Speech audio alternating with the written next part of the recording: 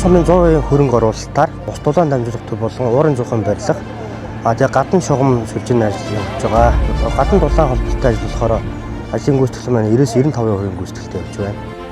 За Батар суманд 2025 оны орон нутгийн хөгжлийн санхүүжилтээр бүтээн байгуулалтууд маань өрнөд явж байна. Тэгээд хамгийн том бүтээн байгуулалт бол дулааны маань ажил ерөнхийдөө 70%-тай, шугамын ажил нь 90%-тай үргэлжлэн явж байна. Орон нутгийн хөгжлийн сангийн 3.9 тэрбумын санхүүжилтээр нэгдсэн дулааны ажил хийгдэж байгаа. Ер нь бол сумын хэмжээнд 23 тэрбумаар дулаан болон цэвэрлэх байгууллага, цэвэр бохир ус гээд бүх ажил маань хийгдэх байгаа.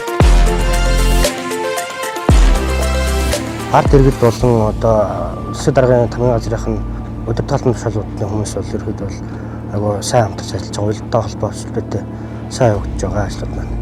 Ер нь бол нэгдсэн дулааны маань ажил хийгдснээр бас дэд үтс шийдэгдсэн сумын маань хөгжлийн эхлэл тавигдсан болов гэж ойлгож байгаа. За энэ жилдээ бол ерөнхийдөө хуучин тамгын газар, за сургууль, цэцэрлэг, эмнэлэг, соёлын төв, засаг даргын тамгын газар гэсэн ингээд байгууллагууд маань бүр холбогдно. За аж ахуйн нэгж болон иргэд бол эндээс татаад одоо дулааныхаа ажлыг тавиулах боломжтой байгаа.